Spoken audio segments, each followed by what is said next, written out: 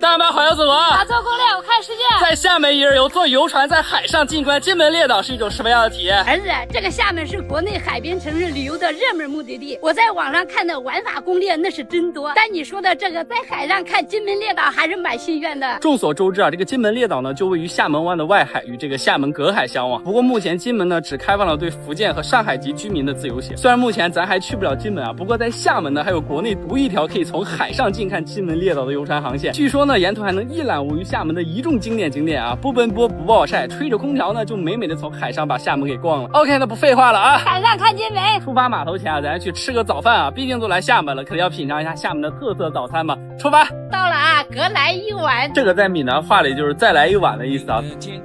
他们家主要是卖这个扁食和拌面的。OK， 上齐了，一份这个拌面，一份这个扁食，两小碗，一共是13块钱啊。这个拌面要先拌一下，里面加的是这种花生酱跟甜辣酱啊。这个颜色看着挺不错哈。啥味儿？这个味道融合的特好，这个面也很筋道。再来尝一下这个扁食，这在北方应该是叫馄饨啊，所以这个在我们那边叫馄饨，在这儿就叫扁食，就闽南语哈。对啊。它这个汤就是喝起来特别的鲜，还特别的清淡，然后这个扁食里面的肉馅确实不太一样，吃起来 QQ 弹弹的。OK 啊，吃的特别干净，特别满足啊。你别说，确实不错，吃完嘴里还有后味呢。是吧？行，吃饱喝足了，现在就准备带着我妈前往下一站了，出发双子塔方向的和平码头，准备开启我们的海上看金门列岛之旅。走着，厦门思北小学。哦，这个是啥？春卷是不？这前面的就是和平码头了，先来打卡吧。到和平码头了，现在来这个遇见海上厦门游的候船厅啊，等候检票登船啊，上面都有这个登船标识啊，跟着指示走就行了。一进来就是这种候船区啊，就可以在这儿等候检票候船啊。在这个候船厅的柜台还有一个降暑贴心服务啊，有一个清凉毛巾可以免费领取啊。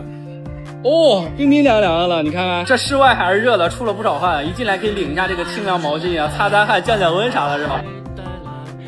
登船啦！哇，这一进来空调开的蛮足的哈，还挺凉快的哈。对，距离开船还有一会儿啊，咱先来参观一下这个船上的设施啊。这一层啊，就是一些公共的座椅设施啊，就可以坐在这儿，一边看着海，一边吹着空调，还挺美的啊。上2楼看看。走，这个2楼啊，就是这种公共的露天甲板啊，就可以在这边一边欣赏着这个大海的美景，一边吹着海风啊。再来参观一下这个包厢区域啊，应该是有单独的这种观景位置啊。刚问了一下，说这个是整包是吧？一整个单独的这种包间，你看有喝的有吃的，往这儿一坐还有沙发，坐在这儿看着外面的风景，吹着空调，真的非常美啊！太美了哈！有一说一啊，这包厢是真不错啊，对吧？但是得单独另外收费的哈。这3楼也是这种露天的甲板啊，这边设置的还有这种茶位呢，可以坐在这儿一边喝着茶啊，一边看着外面的风景啊。开船啦！妈，你看对面那边就是被称为海上花园的鼓浪屿了，看着红房子多好看哈！是吧？现在我们手能看到这座雕像就是郑成功花岗岩雕像，据说高15.7米，是由625块花岗岩拼接而成的。咱这个视角啊，是正好能看到这个郑成功的正面，视角非常的不错啊。天下郑成功，万事好成功。哇，从这个视野就能看到这个厦门的地标型建筑双子塔了。有一说一啊，这2栋楼设计的特别像在海上扬帆起航的这种帆船一样啊。它这艘船上啊，全程还配备了这种专业的导览讲解，帮你细致的讲解这个路过的历史人文啊，以及经典景点啊，这样就不用走马观花了。儿子，对面就是厦门大学吧？哟，眼力劲儿不错啊！你看这个厦门大学依山傍海的。这沿途一路看着厦门的这些经典景点，在吹着海风啊，真的很美啊！刚刚广播播报了啊，说这个2楼甲板还有游戏互动呢。老师问一下，这是啥游戏啊？海上游的互动哦，一共3轮，答题就行了是吧？有啥奖励没啊？有啊，我们海上游专属纪念铜钱，1楼还可以换那个小礼物。以男新娘嫁妆里一定会有一双手工鞋，这项手艺呢是咱们厦门的国家级非遗。有朋友知道这个标准的话，就花钱。我们答案是厦门珠绣花。别说这玩的游戏还能学习到一些民俗知识的哈。来，接着参加游戏。我们等一下一起跟大家学习闽南语啊。我教你们学一个，我爱厦门啊，我爱爱丽尔门，感受一下，来。我爱丽尔门，错了吧？我爱丽尔门，可以啊。哦，答对的有奖励是吧？谢谢。这个还可以啊，玩游戏还能学闽南话。这参加完游戏就可以拿着这个道具铜币来换取奖励啊！这有 DIY 的这种指南针拼图啊，还有一个厦门的大地图，还有一个扇子是吧？换一个这个 DIY 的指南针吧。现在准备去23楼甲板去看这个金门列岛了，马上就要到了。妈，你看你面前那些大大小小的岛屿，就是金门列岛了。金门呢是以这个1915年1月正式设县的，并且它是以这个固若金汤、雄镇海门之意而得名。金门啊，也是由大大小小12个岛屿组成的，其中的主岛呢为金门岛，面积最大为132平方米，为福建省第2大岛屿。前面带字的这个岛屿，据说就是金门列岛记中的大蛋岛了啊。没想到这辈子还能看到金门列岛了，是吧？它已经回城了，这近距离的再看一下这个沿岸五大桥，真的还蛮壮观的。下船了。OK， 那咱为期90分钟的这个海上看金门列岛的好，现在就已经这个靠完这个和平码头了，我们已经下船了。那咱接着逛吧，出发下一站到中山路了啊！据说全国有5000多条中山路呢，这是唯一一条通向大海的，同时它还是厦门最早建设的城市道路之一啊，里面有非常多特色美食，咱们进去逛逛，走着。我在中山路。在中山路这个小巷子里啊，前面有一个开了很多年这个里脊肉串，可以来品尝一下啊。现炸的这个里脊肉串4块钱一串，品尝一下吧。你别说，还挺有味儿的哈，而且这个辣椒面真的很香啊。这路两边的建筑啊，都是那种南洋风格的骑楼啊，还蛮有特色的。现在再来尝一下这个陈家甜品啊，据说在中山路开了也很多年了，他家主打的就是龟苓膏啥的，品尝一下。点了一个西多士，一个龟苓膏，一共31块钱。咱们点的是这个蜂蜜的龟苓膏啊，它上面已经淋了一层这个蜂蜜了啊。吃起来 Q 弹的，有点像果冻是吧？但是它这个后味是有点发苦的，不过它里面已经加过这个蜂蜜了，所以调的还不错。再来尝一下这个西多士，这个应该是吐司去边裹上鸡蛋炸的吧？甜香甜香的，这个软软乎来，怪好吃的哈。是吧 ？OK， 吃饱喝足了，现在准备出发下一站了。在厦门呢，还有一个景点评论是2极分化的，就是我们在船上看到的那个被誉为海上花园的鼓浪屿。我们每次来到厦门啊，一次也没有去过，所以这一站呢，出发鼓浪屿，到1号码头了。咱待会儿就从身后的这个码头登船去鼓浪屿啊。这鼓浪屿的船票是分35和81两种的，便宜的话需要你手速特别快，提前1天抢啊。我俩是因为买晚了，所以我俩买的是80贵的那个啊。登船了。OK， 咱从这个内厝澳码头下船了啊，顺利登岛了。现在就沿着这个码头一路开逛。这码头一出来，这风景就不错哈。要是天气再好点，就更美了啊。这个鼓浪屿居然还被誉为这个中国4大名屿之一啊。它的名字的由来是因为岛西南处的一块礁石啊，每当涨潮的时候，这个水浪击打这个礁石，就会发出这个擂鼓的声音，所以大家就称它为这个鼓浪石。鼓浪屿的名字也是因此而得名的啊。这上来以后呢，这岛上还有部分景点是需要单独收费的，如果喜欢人文历史的，可以进去逛一逛。咱们呢这次就从这个内厝澳码头沿着一路挑几个又漂亮又免费的地方随便逛逛啊。前面这条路直通大海，漂亮吗？漂亮漂亮，哇，真美啊！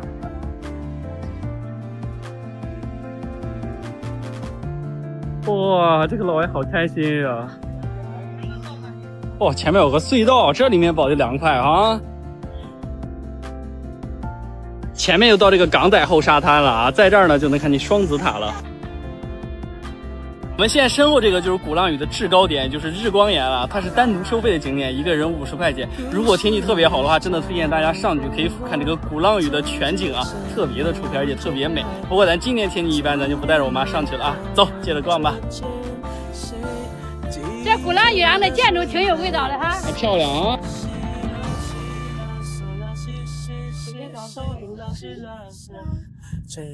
从这儿下去啊，前面就到这个大德记浴场了。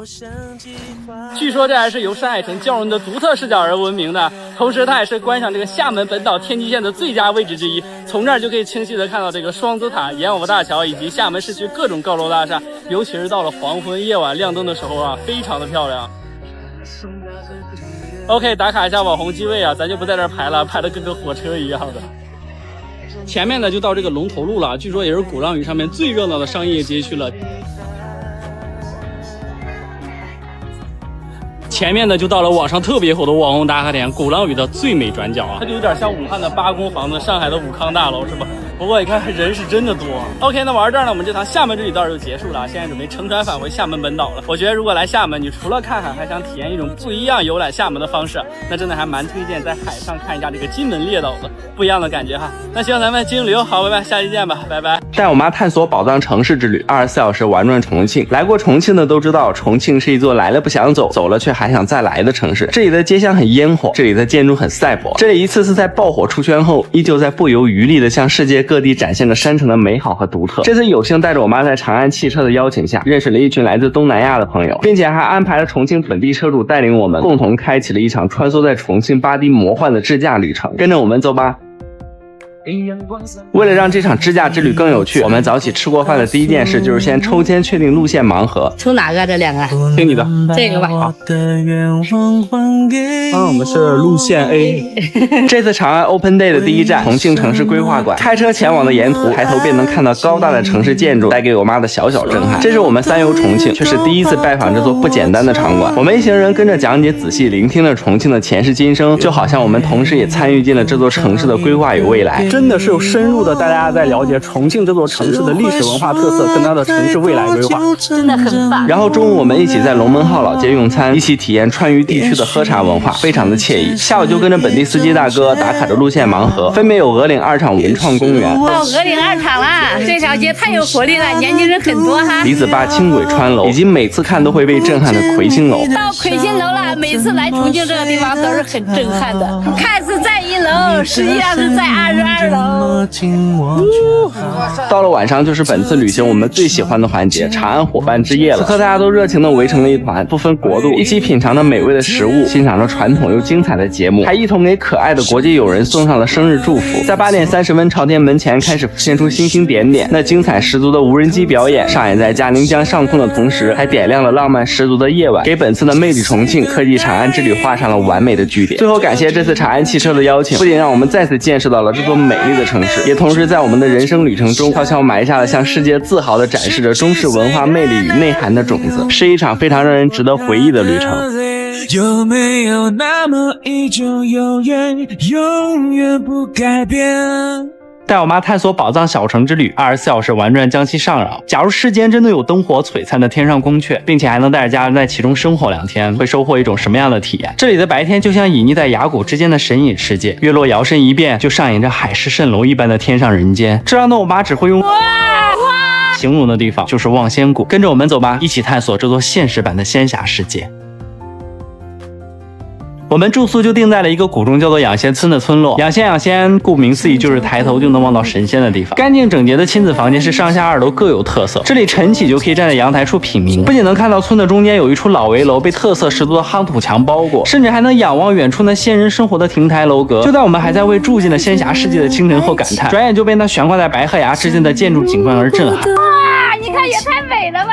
后来我们登上了悬崖峭壁之间，仔细端详着望仙谷的白天，真的就像是闯入了一座远离尘世喧嚣的世外桃源。原本还在幻想着说和我妈开启一段无忧无虑的隐居生活，可是那杨家食府的春日宴却告诉我们，先吃饱了再说。环境是真的没得说，然后呢，菜品不仅是春日限定的时令，而且美味更是不可多得。翠绿的蚕豆搭配着肥嫩的春酒，再把新鲜酥脆的河虾混合入口，真的超级不错。咸肉炖春笋、香干马兰头，还有滑滑炒鸡蛋，这一道道都是当季鲜蔬现烧现做，说着是把春天吃进肚子里，也一点都不为过。我们晚餐也是在这里吃的。当然除了这些，隔壁还有烟火气十足的特色小吃贯穿了整条作坊街。我们还尝试了冰粉，还有上饶的特色灯盏果，这里还做着非常漂亮的各种酸奶和奶豆，真的也是花样百出。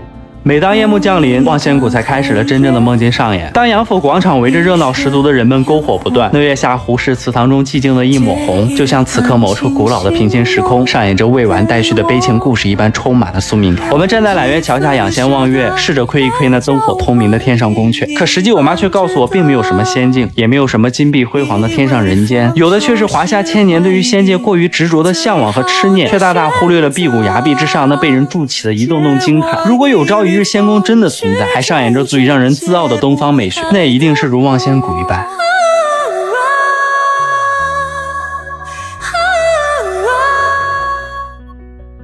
没带我妈来安徽之前，我们只知道黄山被誉为天下第一奇山，但是当带着她来到这被汉武帝册封的古南岳，登上这险峻的青龙背，一睹仙山壮观，穿行在山峦之间的奇石怪岩，我们才知道天柱山它真的有被人小看。如果春节期间你也想带着家人来登一登这碗公山，那么分享给你一条省时省力、适合带着家人攀登的小环线。首先在浅山下了高铁以后，就有10块钱直达景区的旅游巴士，每小时1班。在门口记得带上一根登山棍，接着一会儿有大泳，然后再转乘景区大巴前往大龙窝，乘坐缆车就可以开始攀登我们的小环线。下了索道以后，我们走这个路线从真音港直奔神秘谷方向，穿过真音港，走过古南月亭，一路上穿洞登阶，打卡奇峰怪石。象鼻石，真的给它打象鼻子上来。还能观赏着飞来峰，眺望远处的炼丹湖，各种优美奇观你都能在这沿途中遇见。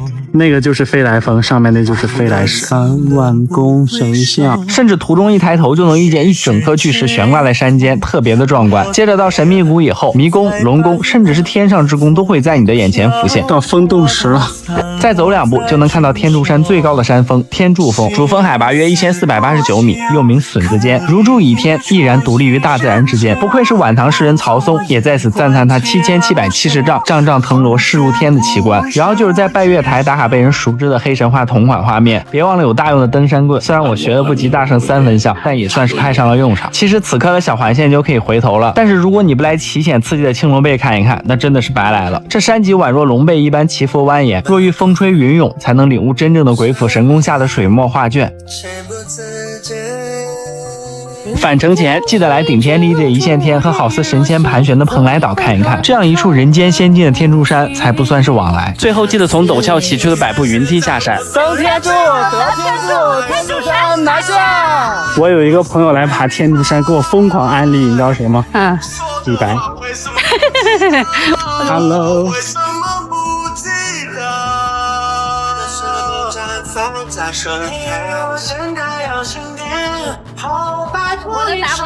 没想到在河北还藏着这么一片好漂亮的草原啊！从没带妈妈去过新疆的我，却无意间在北京的周边圆了一场神似阿勒泰的梦。没有超额的预算，没有跋山涉水的绿皮箱火车，带着一家人也可以轻松实现梦想中的草原生活。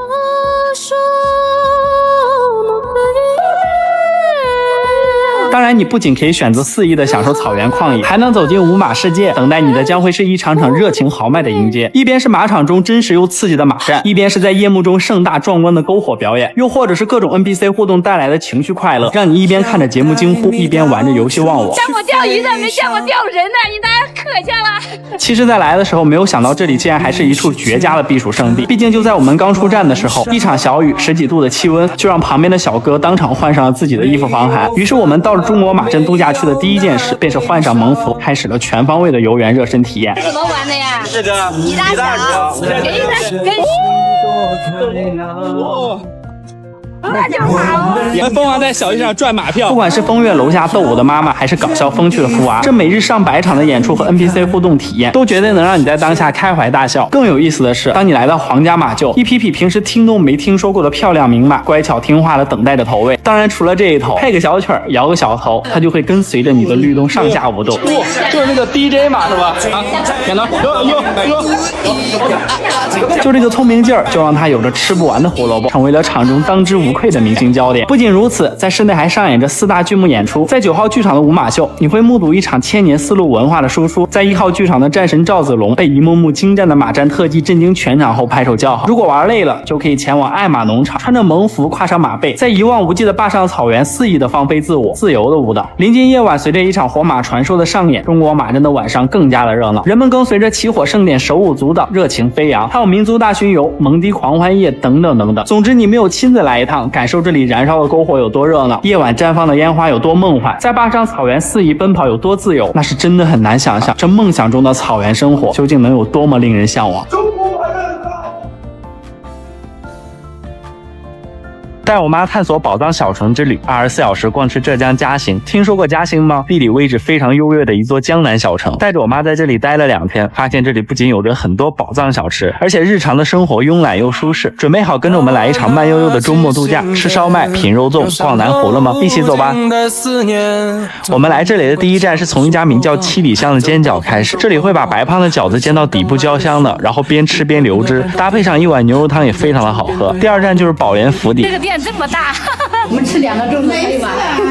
来嘉兴一定不要错过粽子，粘稠的糯米中足足裹了一大块肉，其中还包含着晶莹剔透的油脂，一口茶一口粽，真的非常的过瘾。然而嘉兴这座城市的水资源也是非常的丰富，吃完在汇景园码头坐上南湖红船吹风赏湖也特别的舒服，接着可以在湖心岛下船登一登这烟雨楼。船沿乾隆6下江南8次登上烟雨楼了，而且先后赋诗20余首来盛赞烟雨楼。哦，你看这真的是好美，你看。漫步其中，这水乡江南的温婉也在上演，十分的美好又悠闲，让人不禁的感叹，能如此方便自由的穿梭在嘉兴各大景点和烟火小摊上，多亏了我自驾出行快捷又方便。听说滴滴租车不仅有低至7折的优惠，租3天还能免1天。接着我打开滴滴 APP 就能看到租车活动，多种车型的选择以及更多活动的惊喜，很有性价比。自驾旅行畅通清明再合适不过了。逛完后在嘉兴不得不提的一条路，海盐塘路，这里有一家面馆，生爆牛肉面和雪菜肉丝面有机会一定要尝一尝，牛蛙非常的嫩，面条加生，酱香还带着微微甜口。雪菜肉丝面就是很爱吃汤面的人就真的很喜欢。不远处就是陈斌烧麦，都说嘉兴的粽子和烧麦是必吃，尤其是咸蛋黄和冬笋鲜肉的，蘸上米醋来上一口，解腻又提味。馄饨也好喝，然后就是数不清的特色小吃，有曹阿姨炸的油墩，一个油墩加上猫耳朵一共才5块钱，刚出锅的油墩非常的脆又香，猫耳朵甜甜的裹满了糖霜。旁边还有一家爷爷说开了好几10年的鸡蛋糕，也有人叫海棠糕，就是面糊里裹满了豆沙馅，然后底部浇上白糖，出锅的时候色泽非常的漂亮，一口下去非常浓郁的豆香。那午后的时光必须留给花蝴蝶的炸鸡柳和香芋奶茶，还有正义饭团的全家约合历史街区的粽子博物馆以及柳峰江南，科技感十足的铁轨行驶在干净的道路，优雅的天主教堂下是晒暖的人们和春天的活力十足。总之这座干净人少的小众城市，周末玩2天真的很舒服。